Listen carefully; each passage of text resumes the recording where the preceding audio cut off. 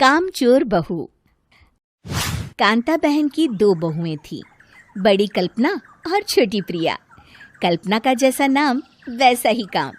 सारा दिन कल्पनाओं में रहती, ना कोई काम करती ना कोई धाम।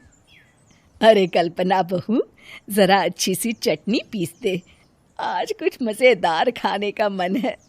पेट में जलन हो जाएगी माँ जी बुढ़ापे में, और वैसे भी मेरा काम करने का वक्त शाम का है, अब प्रिया को ही बोल दो। इतना कहकर कल्पना वहां से चली जाती है। कांता कल्पना के ऐसे रवैये से काफी परेशान रहती हैं। मैं बना देती हूँ माँ चटनी, ऐसा बोलकर प्रिया माँ को चटनी बनाकर प्लेट में खाने को देती है कि तभी वहां कल्पना आ जाती है। अरे वाह चटनी, जरा चक्कर तो देखूं, बड़े दिन हो गए। अरे नहीं बहू, तू तो रहने ही दे चटनी खाना, पेट में जलन हो जाएगी।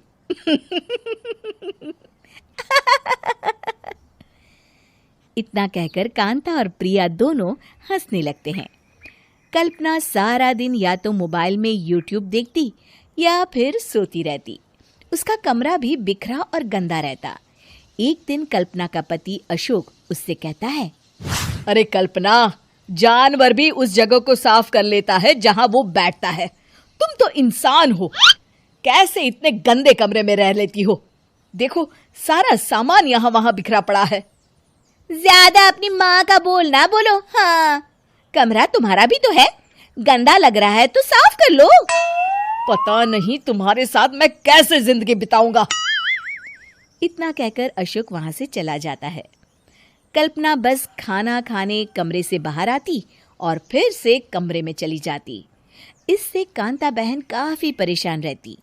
एक दिन प्रिया कांता से कहती है, माँ, मैं सारा दिन काम करके थक जाती हूँ, आप कल्पना दीदी से कहिए ना कि सुबह और शाम का काम बांट ले।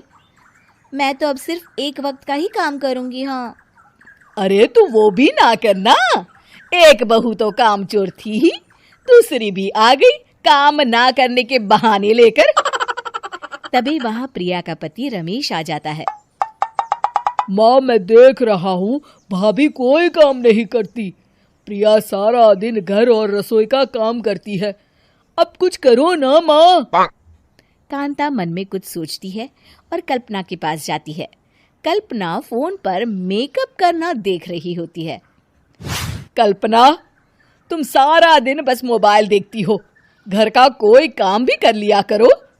प्रिया सारा दिन काम करके थक जाती है, आज से मैंने फैसला किया है, एक वक्त का काम तुम करोगी, सुबह का खाना तुम बनाओगी और रात का प्रिया।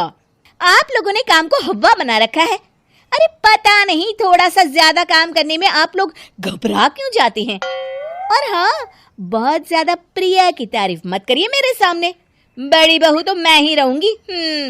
मैं कुछ नहीं जानती, कल सुबह मुझे वक्त से खाना चाहिए, रसोई में आ जाना, वरना कल से तुझे खाना नहीं मिलेगा। अगली सुबह कल्पना रसोई में नहीं आती है। वो देर से सोकर उठती है और बाहर आकर कहती है, अरे भूख लगी है, आज खाने में क्या है? इतनी देर हो गई, आज किसी ने मुझे उठाया भी नहीं, पता नहीं कहाँ है सब। कल्पना को घर में कोई नहीं दिखता। वो रसोई की तरफ जाती है जहां बड़ा सा ताला लगा होता है। अरे रसोई में ताला? ओ, मैं तो भूल ही गई थी, माँ ने आज से सुबह का खाना मुझे बनाने को कहा था। हे भगवान, इतने लोगों का खाना बनाना क्या आसान है? तभी घर के सारे सदस्य बाहर से वापस आते हैं। वाह माँ जी, मजा आ गया छोले भटूरे खाकर। मेरे मुंह में तो अभी भी स्वाद आ रहा है। अरे कल्पना, तेरे भरोसे रहते तो हम तो भूखे ही रह जाते। कल्पना को बहुत गुस्सा आ जाता है। अब बहुत हो गया, आज से मैं अपनी रसोई अलग कर रही हूँ, मैं अपना खाना खुद बना लिया करूंगी। कल्पना अपनी रसोई अलग कर लेती है, पर आए दिन उसका देर से उठना और काम न करने की आदत से वो भूखी ही रह जाती थी। उसी के सामने घर के लोग अच्छे अच्छे पकवान खाते और कामचोर कल्पना को जैसे तैसे ही खाना बनाकर खाना पड़ता। पर एक दिन तो हद ही हो गई। माँ, दीदी आज सुबह से कमरे से बाहर नहीं निकली, हमें जाकर देखना चाहिए। सो रही होगी कामचोर कहीं की, पर तुम कहती हो तो चलो देख लेते हैं उसे। कल्पना कमरे में पेट पकड़कर बैठी होती है। हाय मेरा दर्द, पेट दर्द के मारे मर रही हूं मैं।